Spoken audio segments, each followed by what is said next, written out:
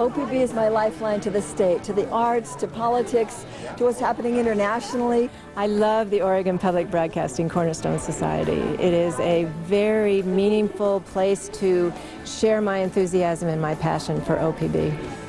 To find out more about the OPB Cornerstone Society, please visit opb.org/cornerstone or call Julie Arnzen at 503-977-7765.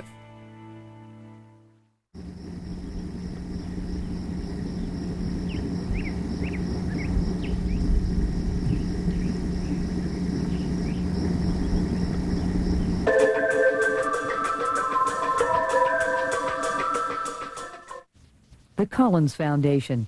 The Collins Foundation is dedicated to improving the quality of life in Oregon.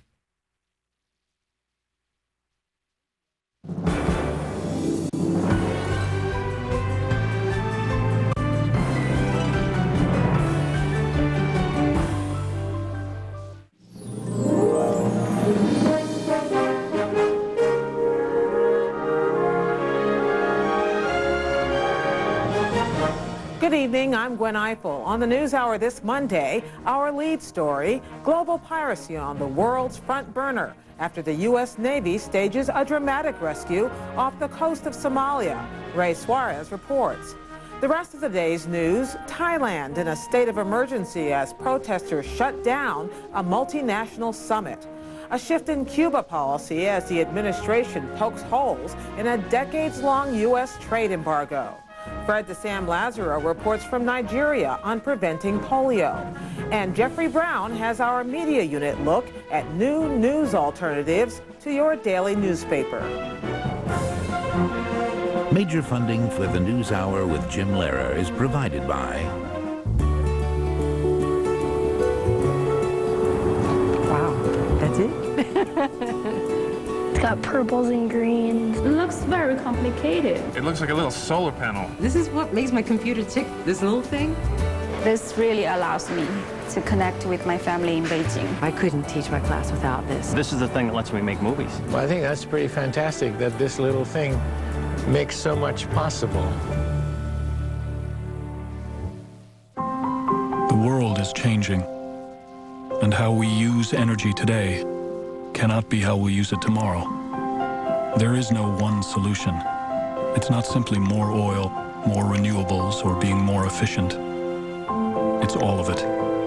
Our way of life depends on developing all forms of energy and to use less of it. It's time to put our differences aside. Will you be part of the solution? Chevron, human energy. Grant Thornton. And by the Alfred P. Sloan Foundation, supporting science, technology, and improved economic performance and financial literacy in the 21st century. And with the ongoing support of these institutions and foundations. And this program was made possible by the Corporation for Public Broadcasting and by contributions to your PBS station from viewers like you. Thank you. Our lead story, more details emerged today about the rescue of Captain Richard Phillips and the killing of his 3 pirate captors by U.S. Navy SEAL snipers off the coast of Somalia. Phillips' rescue also brought a warning from President Obama to other would-be pirates operating in the Horn of Africa. Ray Suarez has more. I want to take a moment to say how pleased I am about the rescue of Captain Phillips and his safe return to the U.S. boxer this weekend. The morning after the rescue, the president praised the operation and the man it freed. He said Captain Phillips' safety was the principal concern. I'm very proud of the efforts of the U.S. military and many other departments and agencies that work tirelessly to resolve this situation. I share our nation's admiration for Captain Phillips' courage and leadership and selfless concern for his crew. And I want to be very clear that we are resolved to halt the rise of privacy in that region. And to achieve that goal, we're going to have to continue to work with our partners to prevent future attacks. We have to continue to be prepared to confront them when they arise. And we have to ensure that those who commit acts of piracy are held accountable for their crimes. Phillips was held for 5 days. The killings of his captors led to vows of vengeance from pirates operating in the waters off the lawless East African nation of Somalia. More than a dozen ships, with 230 sailors held hostage, remain under their control in the area. The ship Phillips captains, the freighter Maersk Alabama, was attacked last Wednesday and held for a short time before its crew repelled the bandits. Phillips was taken in a botched prisoner exchange with the pirates. The pirates were killed with 3 single shots from the fantail of the USS Bainbridge, a Navy destroyer that had towed the small lifeboat holding Phillips to within 90 feet of its stern. The Navy's elite special operators had parachuted into the area Saturday evening, landing in the ocean and swimming to the Bainbridge. Rear Admiral Michelle Howard is aboard the USS Boxer, where Phillips was taken immediately following his rescue. She heads Task Force 151, a coalition of naval vessels combating piracy in the area. This is one of the most challenging situations I have encountered in my time in the Navy, and I've been in 27 years. There's a translator on board. We had the captain of the Bainbridge pretty much working as the hostage negotiator, and we were getting tremendous support from FBI folks back stateside. I asked the Admiral if she thought yesterday's direct action against the pirates would make it harder to deal with their comrades in the future. Yes, sir, that is quite possible that we will have some emotional responses from the pirates. As time goes on, that may be tempered by reality. They will increase their vigilance. And the other point is, after today, they should have second thoughts about taking on American ships and kidnapping American citizens. I'm sorry if it's not going to come out very loud. Late today, a hoarse and happy Andrea Phillips greeted reporters near the home she shares with her husband Richard in Vermont. A written statement thanked the President, the Navy, and all the people who supported her and her husband through 5 difficult days. The Maersk Alabama docked Saturday in Mombasa, Kenya, its original destination. The ship's crew, which last night celebrated their captain's release, had a far more direct message today. Shane Murphy is the boat's second in command. There's ships still being taken right now as we're standing here. And at sea, it's a global community. It doesn't come down to nations. There's a whole world out there at sea that we live together. We look out for each other. America has to be at the forefront of this. It's time for us to step in and put this to an end to this crisis. It's a crisis. Wake up. This crew was lucky to be out of it with every one of us alive. We're not going to be that lucky again.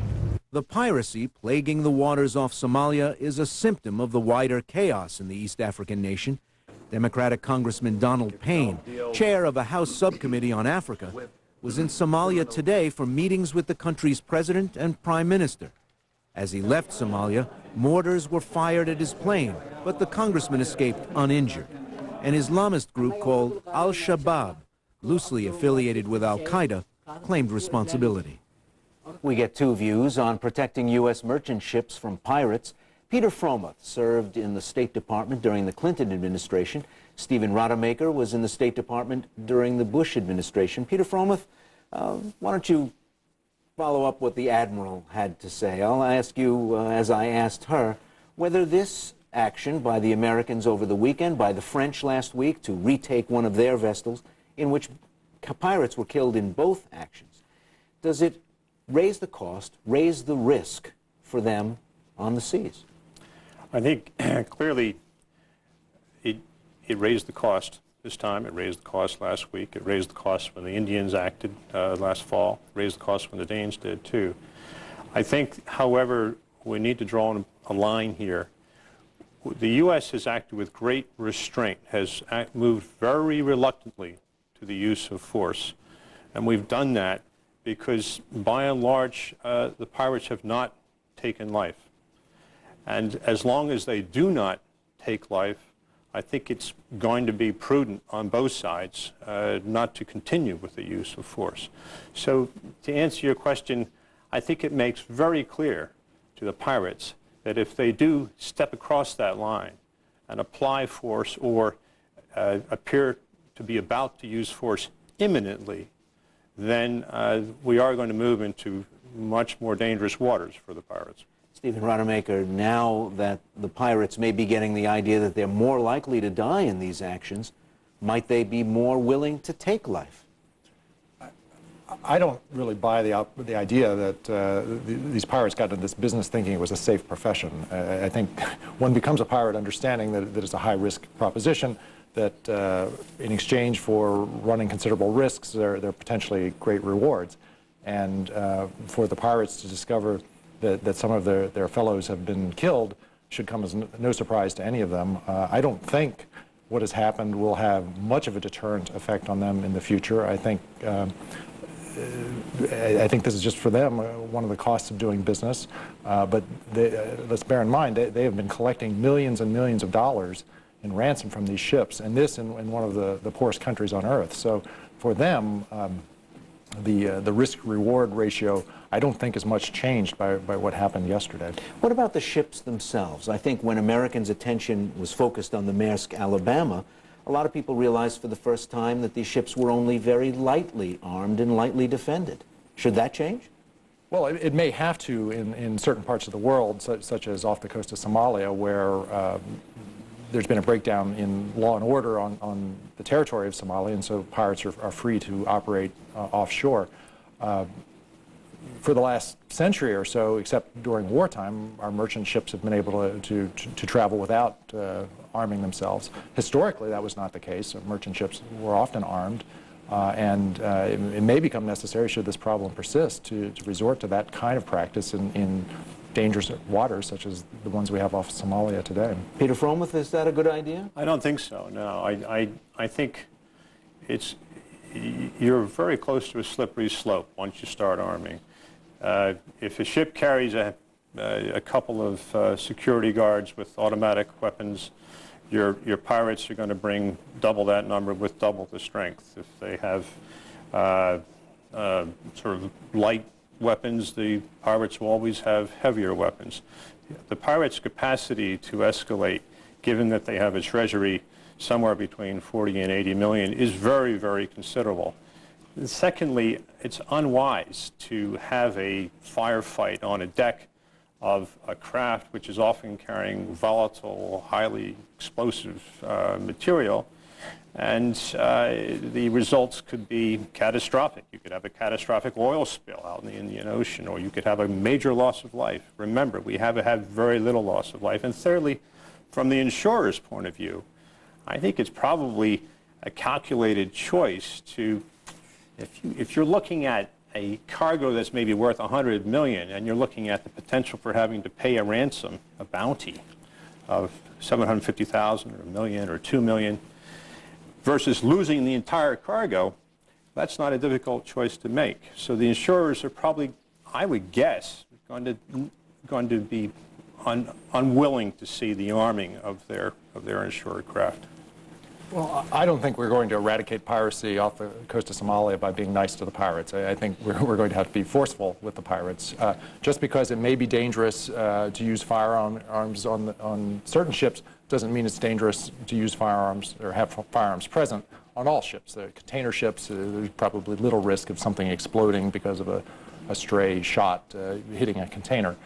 I think it's important to bear in mind that this is more than just an economic question. I mean, perhaps for the insurance companies it's an economic question, but just using the numbers that you threw out, that $40 to $80 million in the hands of pirates, which they have available to acquire weapons. This is Al-Qaeda is present in Somalia. With this kind of money flowing into that kind of country, into the hands of lawless elements, we have to worry about terrorists deciding they want to get a piece of the action. The UN Security Council has gone to enormous lengths to stop the flow of money to terrorist groups. There's an entire series of Security Council resolutions, a UN committee, all set up to stop the flow of money to terrorist groups. And here in Somalia, we have suitcases full of money being handed to pirates who, it's inevitable, because terrorists are also present in the country, that there will be some combination of effort at some point, and it will absolutely frustrate the international efforts to dry up terrorist financing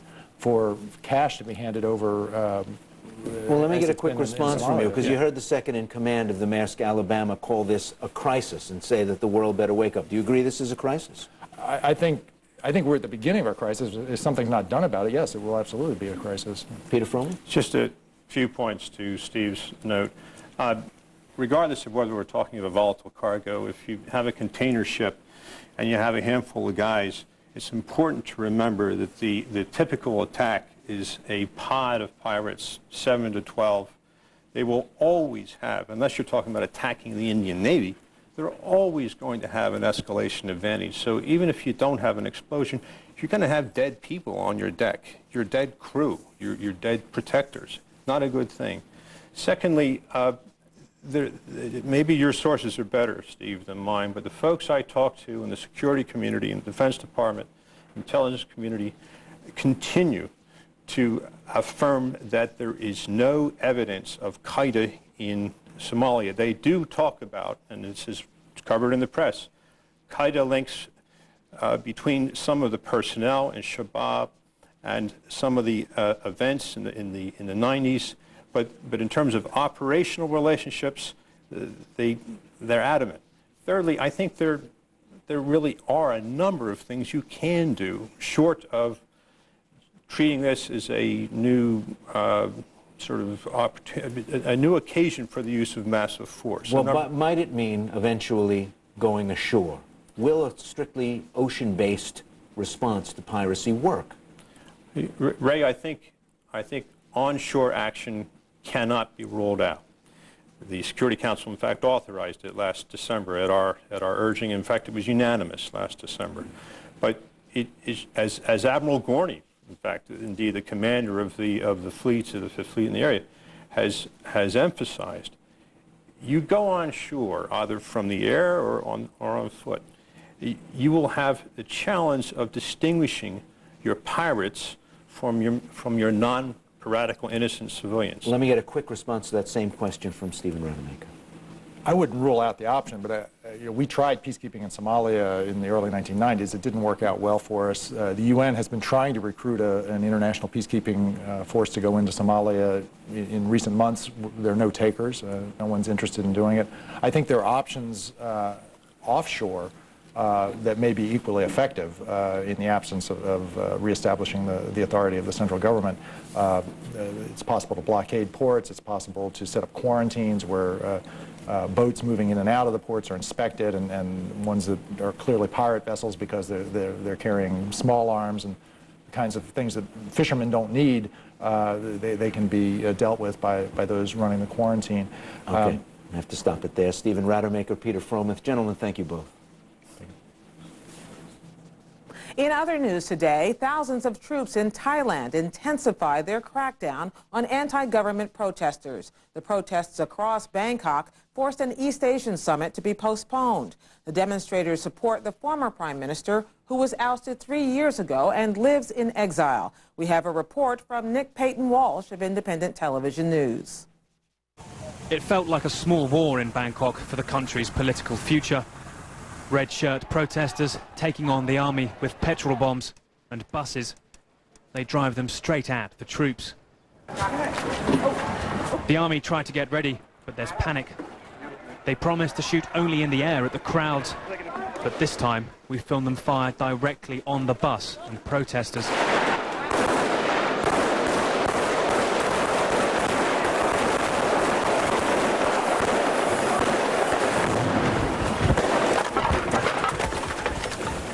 The bus somehow continues right down the street. The capital paralysed, the violence getting worse. The army tried to block the road, but it's no use.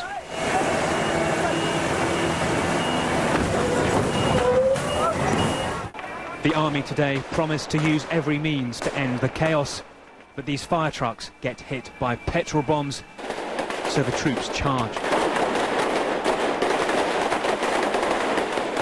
This is what it's been like on Bangkok streets today. Behind me, a tense standoff. The army have just pushed down the street past buses the protesters have put on fire and are now forming new lines slightly further down the road. The number of dead miraculously low, given what unfolded when troops moved in on a protest in a central square at dawn. Dozens injured, some from tear gas, but at least 5 we've learned from bullets. It's not clear whose. The army insisted later they only shot blanks directly at the crowds. Late today, 5,000 red shirts at most were penned in by troops around the Prime Minister's office. They had hoped to fuel an uprising against the establishment, the old order. But after days of chaos, some Bangkok locals have turned on the red shirts. And now the mood's turned so ugly, many Thais just hope to see this end, and fast. At least 2 people died today in a gun battle between protesters and city residents fed up with the chaos. The president of Pakistan, Asif Ali Zardari, signed a regulation imposing Islamic law in the Swat Valley. The area in the northwest part of the country has been plagued by militants. The government said imposing Islamic law is part of a deal with the Taliban in exchange for peace there. Pakistan's National Assembly voted over the weekend to urge the president to sign the deal. An American soldier was killed in Iraq today. An armor-piercing bomb hit the soldier's convoy as it traveled south of Karbala. It was the 7th U.S. combat death since Friday. The United Nations Security Council took action against North Korea today, more than a week after the communist country launched a test missile. The statement made clear North Korea violated a 2006 resolution banning any missile tests, and it demanded enforcement of existing sanctions. In New York, the U.S. ambassador to the UN, Susan Rice, said stronger sanctions are in the works. We have already compiled a U.S. list, a proposed list of goods and entities. We may, in fact, add to that list, and we look very much forward to the recommendations and proposals that will come from other member states. Those will all be reviewed by the Sanctions Committee. The statement was a weaker response than a council resolution, which Japan and the U.S. had pushed for, but China and Russia opposed. The president promoted government efforts to stimulate the economy today. He said 2,000 projects have been started so far, the latest a $68 million interstate expansion in Michigan. That comes out of the $48 billion set aside for transportation projects across the country, many of which were already underway. Today, because these projects are getting approved more quickly than we thought, and because these projects are costing less than we thought, we can utter a sentence rarely heard in recent years. This government effort is coming in ahead of schedule and under budget. Other infrastructure projects include modernizing airports and shipyards, developing high-speed rail networks, and restoring public transit systems. The White House lawn in Washington played host to thousands of families today for the annual Easter egg roll. The Obama family welcomed more than 30,000 parents and children for the traditional event. For the first time since it was launched in 1878, tickets were distributed online. Gay and lesbian families also received invitations as part of a White House outreach effort. On Wall Street today, the Dow Jones Industrial Average lost 25 points to close at 80.57. The NASDAQ was flat and closed at 16.53.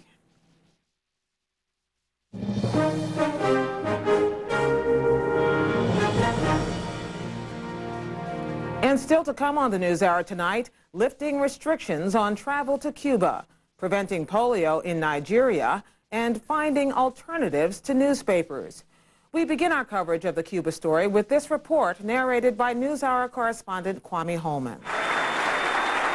President Obama's decision today to ease restrictions on travel and money transfers to Cuba by Cuban Americans fulfilled a promise candidate Obama made last year. It's time to let Cuban Americans see their mothers and their fathers, their sisters and their brothers.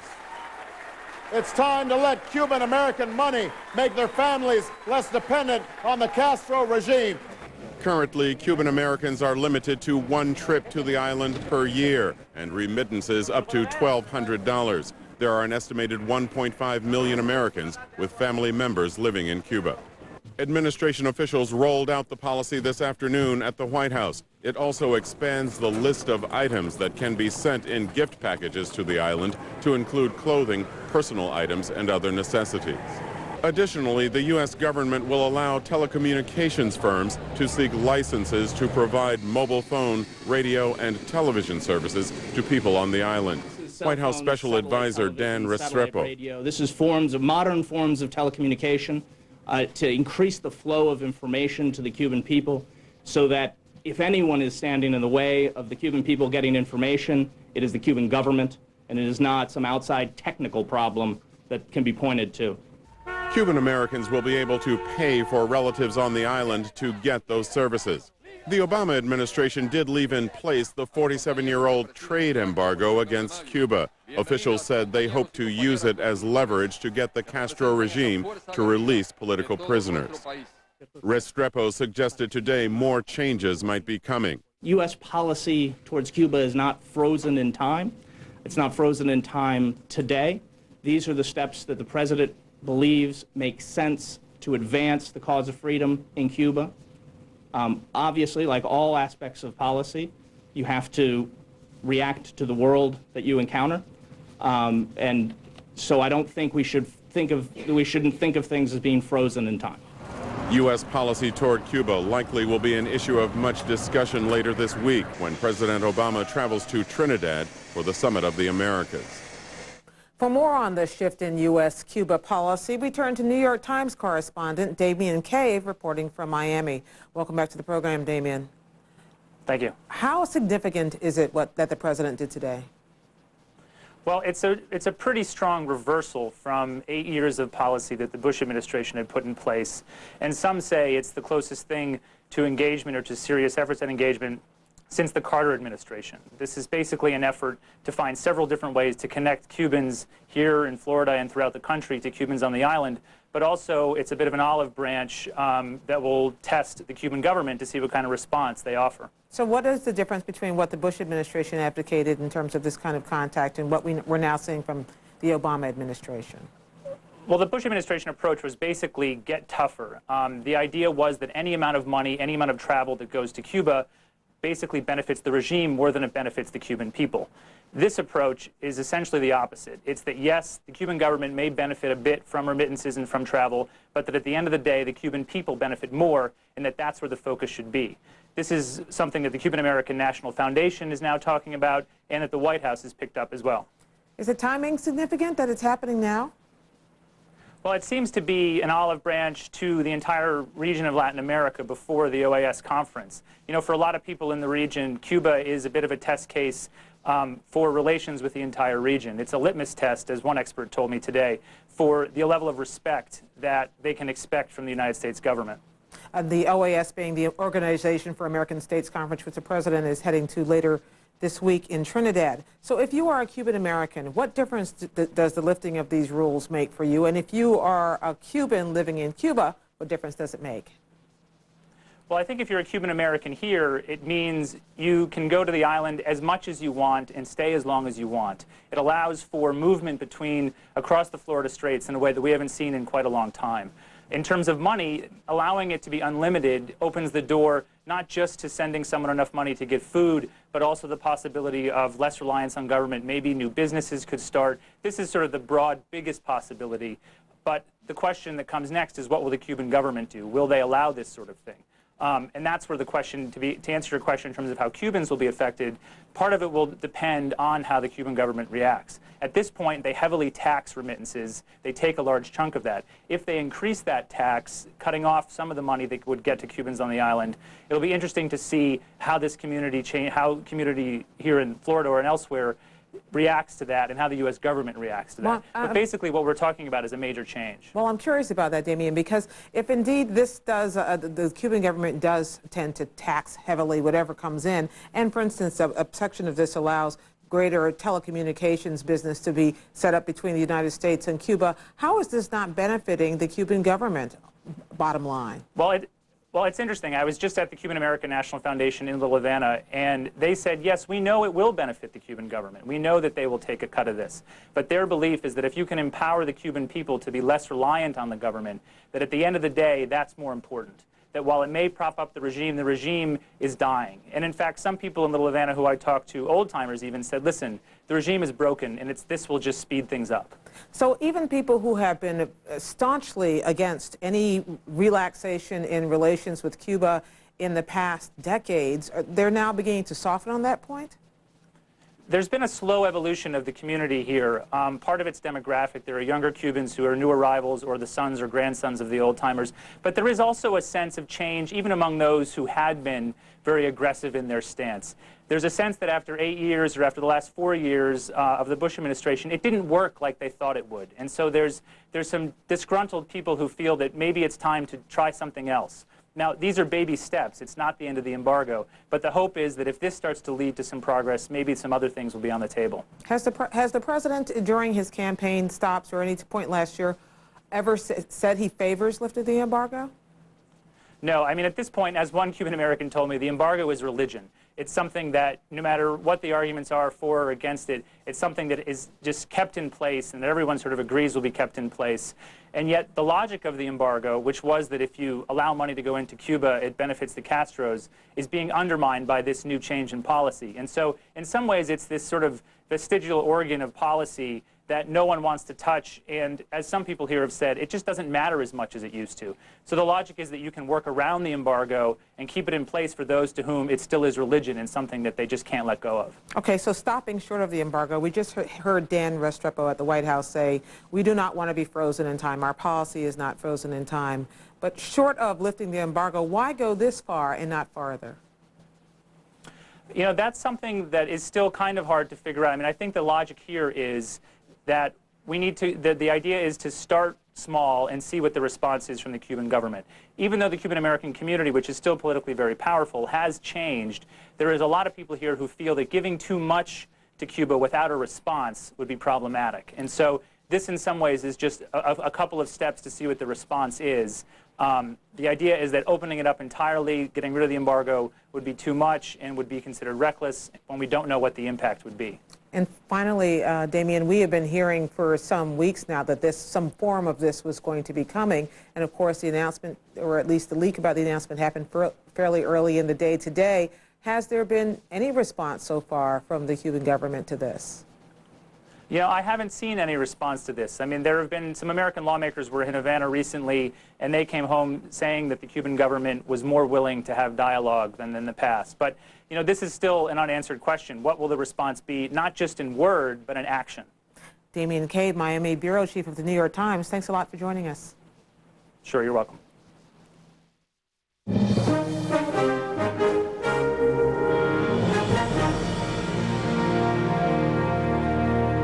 Next, another in our series of stories on global health issues. Tonight, tackling the scourge of polio. Special correspondent Fred DeSam Lazaro reports from Nigeria. For as long as he's walked, 48-year-old Aminu Ahmed Tuada has walked on his hands. His lower limbs are withered by polio. He lives in one of the last places on Earth still threatened by the disease. Nigeria has vast oil reserves, but political instability and economic mismanagement have brought widespread poverty.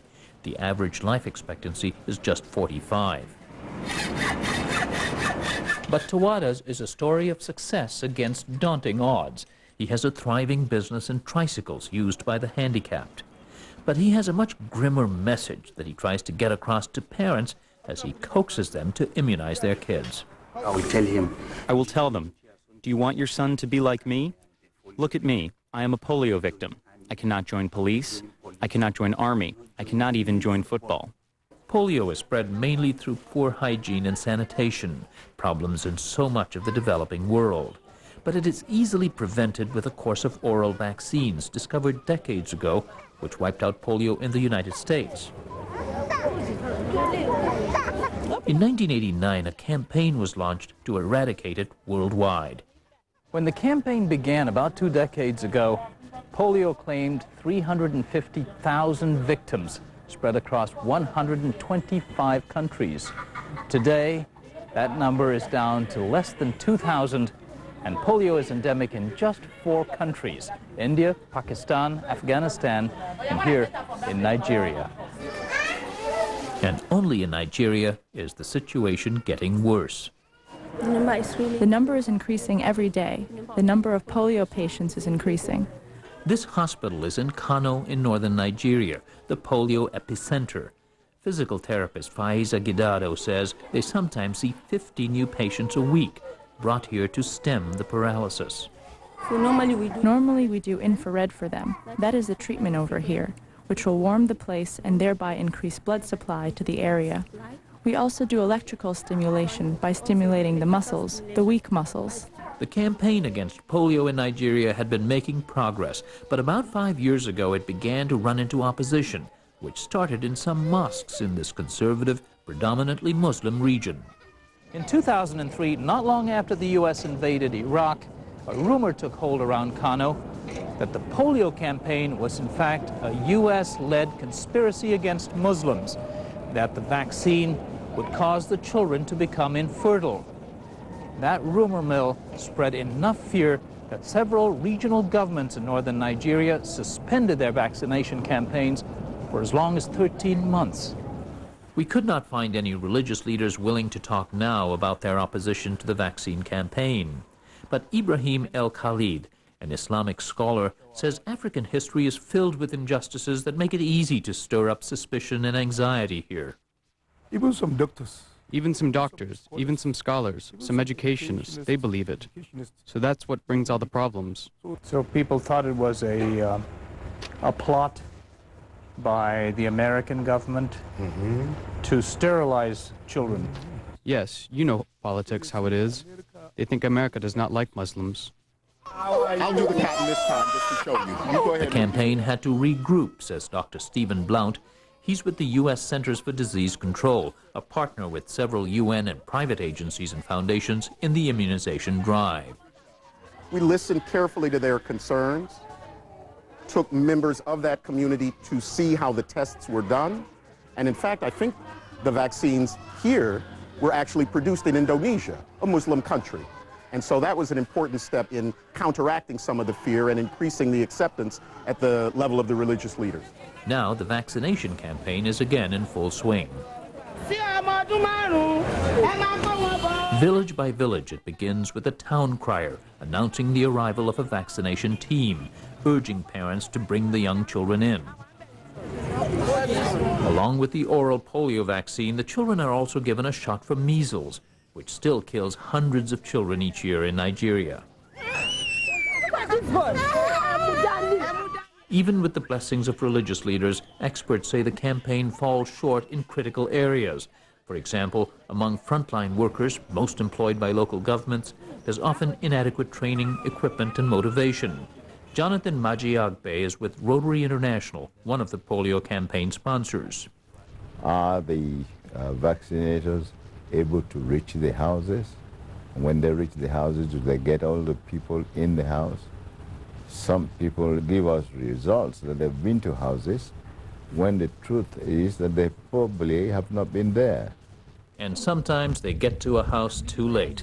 2-year-old Suraya developed a fever, then got progressively worse, say her parents, Abdul and Hassana Muhammad. About 4 days ago, her legs stopped moving. She was walking before. She's able to sit up, but she can no longer move. They went to the regional public health facility, which alerted the polio campaign. While they awaited tests to confirm the disease, Soraya's parents were instructed to massage the child's lower body with hot compresses. Until now, they knew nothing about polio. Never heard anything. We've never been to the hospital or anything like that. At the core of the problem is an underfunded, uncoordinated public health system, one that suffered from neglect over the very same decades that Nigeria's revenues, as one of the world's top oil exporters, have grown. For primary care in particular, we have 774 local governments. The coordination was not optimal. Dr. Mohammed Ali Pate recently returned after years of training and working in the U.S. He was invited by Nigeria's government to repair a broken system. He runs into people with more immediate medical needs and says they wonder why there's so much fuss over polio prevention. It is something that we have to work to explain, to make sure that communities understand the value that this is a disease that can be prevented, to actually let them feel this is something that is only a part and that in the medium to longer term, we need to rebuild our primary healthcare system so that it's able to deliver not only polio vaccines, but measles vaccines, maternal and child health services, as well as just basic care package. The CDC's Dr. Blount says rebuilding the primary care system will take something that's been absent for much of recent history. The key issue here and elsewhere is political commitment. The leaders of this country have to demonstrate not only their occasional interest, but their ongoing interest. And by that I mean holding accountable the officials that report to them on making progress. We're seeing some more of that happen. That's the next key step. Polio campaigners in northern Nigeria say their next step is to convince everyone that the vaccine is needed. Rumors die hard. They still find people who believe the vaccine harms kids. It's particularly painful for Rotary's Maje Agbe. Until 2005, he was the global president of Rotary, which has raised almost $1 billion to eradicate polio. Oh, it breaks my heart. I mean, I also expected that, oh, thank God, during my time as president, we would finish this job. And that was the very moment in my own home state that the exercise was temporarily paralyzed. And for countless children, the paralysis will be lifelong. Aminu Tawada and his wife Hadiza, who's also a childhood polio victim, say they waited anxiously for months during the suspended campaign before polio vaccines were once again made available. But it was too late for your boy. Yes, that's the reason it's too late, my boy.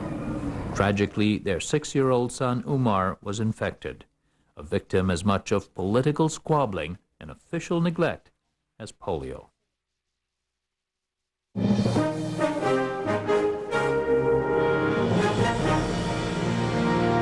Finally tonight, looking for new ways to read all about it. Jeffrey Brown has our media unit report.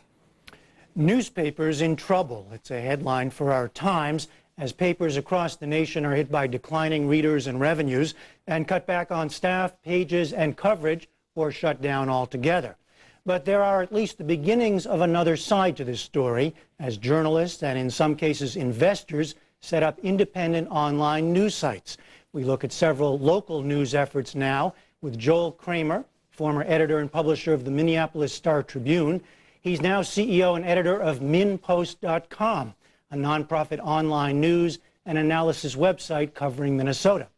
Esther Thorson, Associate Dean at the University of Missouri School of Journalism, and John Broad, CEO and founder of Patch.com, a for-profit company that aims to present online news and information to towns of up to 50,000.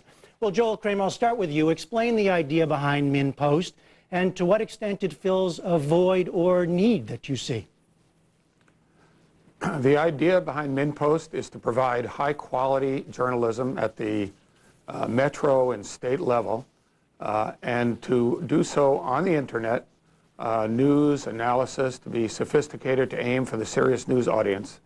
And the need for it is that there is a great decline of that kind of journalism because of the shrinkage of staffs resulting from the deterioration of the for-profit model. Historically, for-profit operations provided a great deal of resource for journalism, and as you can see in the headlines every day, that's going away. We're trying to see if a nonprofit model will succeed in replacing at least some of the resources that are being lost at the local and state level. And you started this, I gather, with foundation money, but the aim is to get by or sustain yourself through local revenues. What's the model? What's the business model? Yes, right now we do have some foundation support, and we also got a lot of startup major donors, six-figure donors.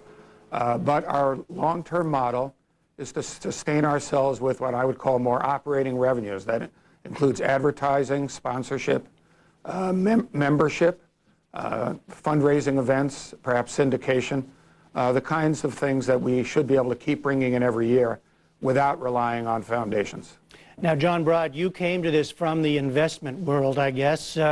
What need are you trying to fill, and how do you see making a profit from it?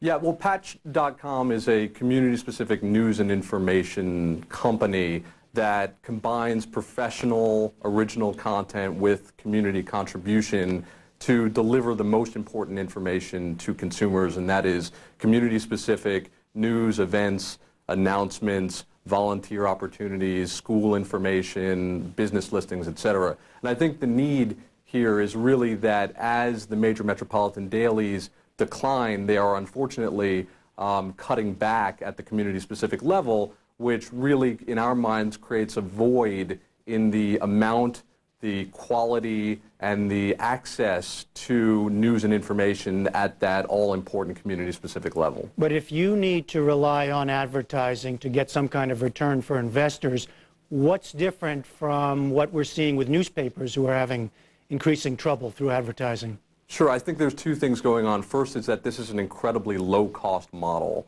When you take out the ink, the distribution, the circulation, the print costs, and the significant overhead, and you compare, Patch.com to a like-size daily newspaper, you're looking at roughly 4.5 to 4.7% of the costs.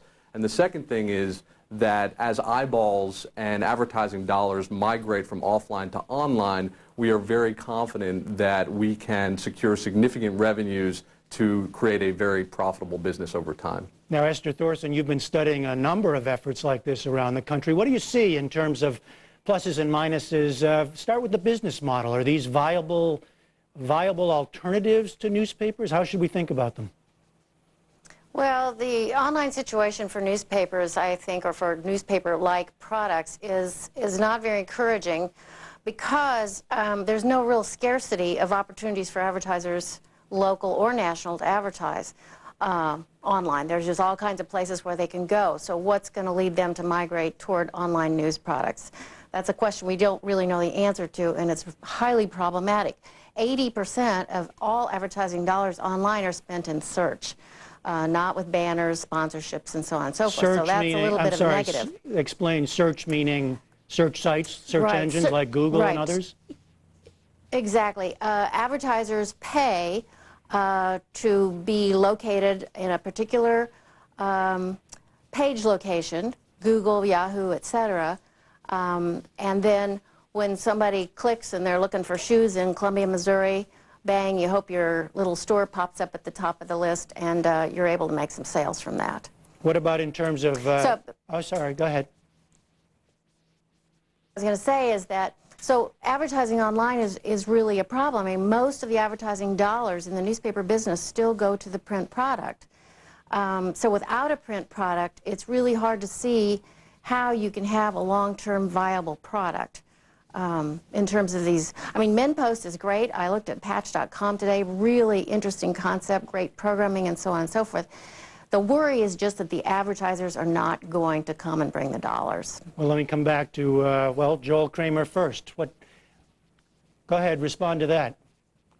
Well, I generally agree with Esther. I think that at a strategic level, advertising online is very challenging because there is an enormous supply of publishers. There's no barrier to becoming a publisher, and therefore the pricing power of the content providing publisher has been lost. At MinPost, we only are relying on advertising for less than half of our revenue. We became a nonprofit partly because of the analysis that Esther and others have made, and I agree with, that it is very difficult to get there on the advertising. Now, we do have advertising.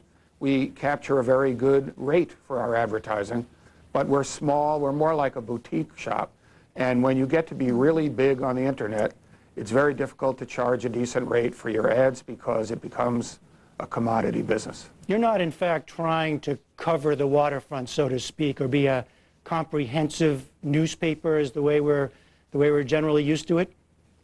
Yeah, that's correct, for a variety of reasons. One is that all internet sites, if they have any chance of doing okay, and nonprofits have to break even also, have to hold their costs down.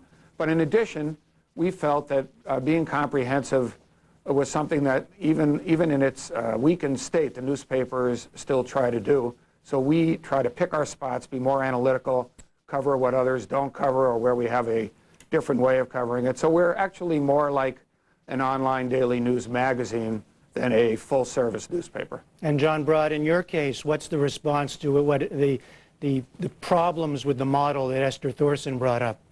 We have a two-pronged advertising approach at Patch.com. The first is a do-it-yourself solution where these community-specific businesses and organizations with 3 clicks of a mouse, a swipe of a credit card in 30 seconds can create high-quality internet advertising across Patch.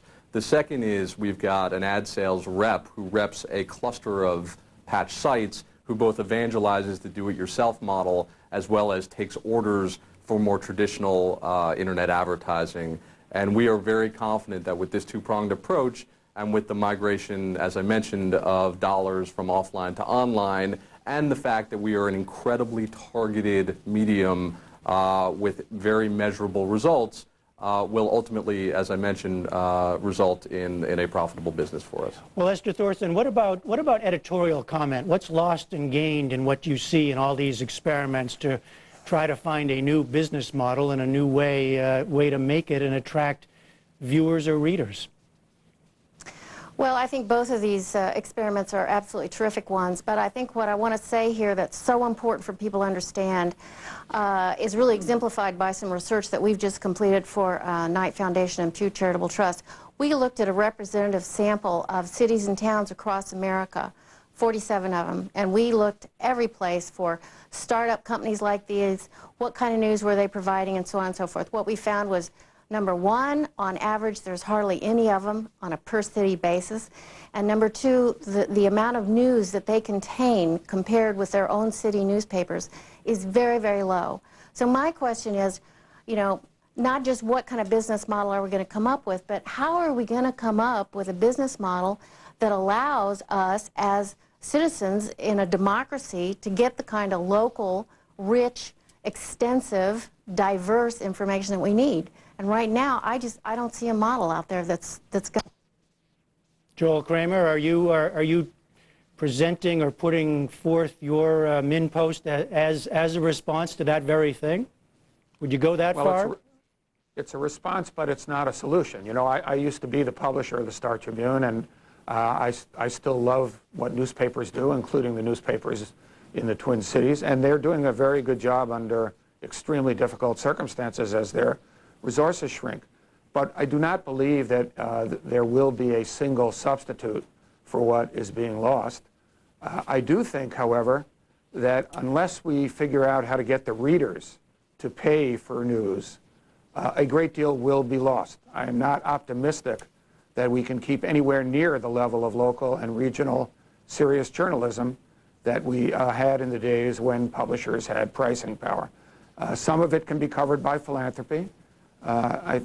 Things will happen because of sites like ours and many other experiments that are, shooting up around the country.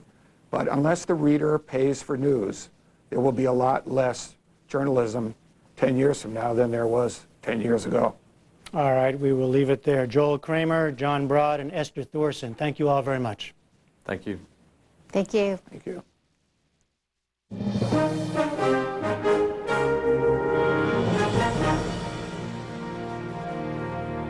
Again, the major developments of the day. President Obama announced the U.S. will work with international partners to prevent future pirate attacks on ships. The Obama administration also eased travel restrictions to Cuba, allowing Cuban Americans to make unlimited trips and money transfers to family there. And thousands of troops in Thailand intensified a crackdown on anti-government protesters across Bangkok. And a reminder, you can find us online at our new one-stop address, newshour.pbs.org. Tonight, you can explore the growing crisis of piracy off the coast of Somalia. Learn more about the new U.S.-Cuba policy that allows Cuban Americans to visit and communicate with family and watch past reports on the island's politics. You can also see photos from Fred de Sam Lazaro's trip to Nigeria. Remember, the NewsHour is available whenever you want it at newshour.pbs.org.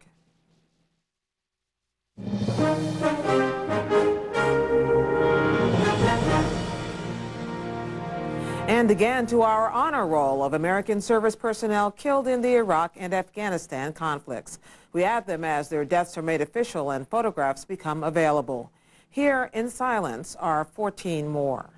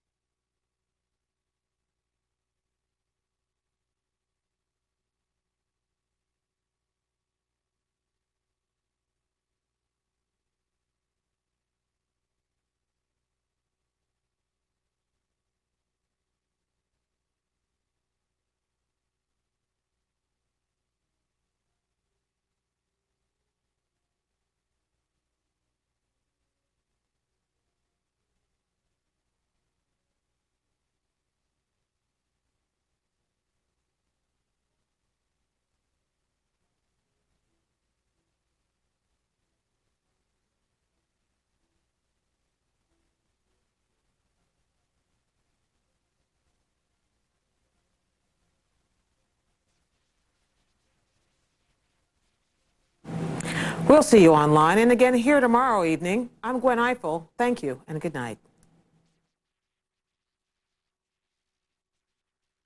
Major funding for the NewsHour with Jim Lehrer is provided by Intel, supporting math and science education for tomorrow's innovators. Chevron. And by Grant Thornton. The Atlantic Philanthropies. And with the ongoing support of these institutions and foundations.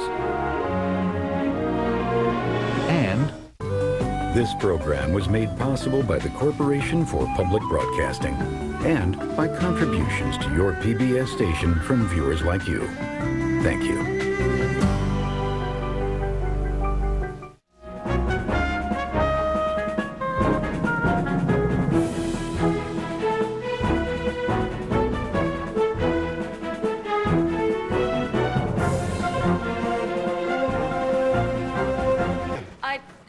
One, actually, nearby and open on Sunday would be great. I've got images, news groups. Would you like to see your exact location from outer space? No, just a drugstore. I know 3 in this neighborhood. 2 open Sundays, 1's a chain. They have coupons. Just saying. The new DexKnows.com. Smarter than your average search. More exact, more detailed, a lot more local. DexKnows.com. Hello, I'm Dr. Cash with Sleep Dentistry of Portland. How would you like to wake up to the smile you've always dreamed of? At Sleep Dentistry, you can.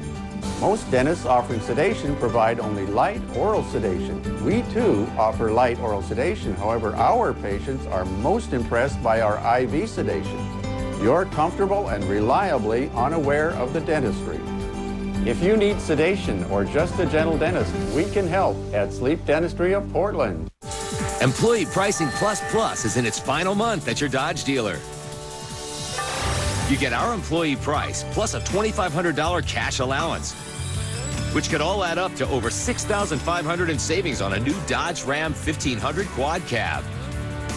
Plus, well-qualified buyers get 0% financing, all on top of our best-in-the-business lifetime powertrain warranty, giving you even more value and peace of mind. See your Dodge dealer today.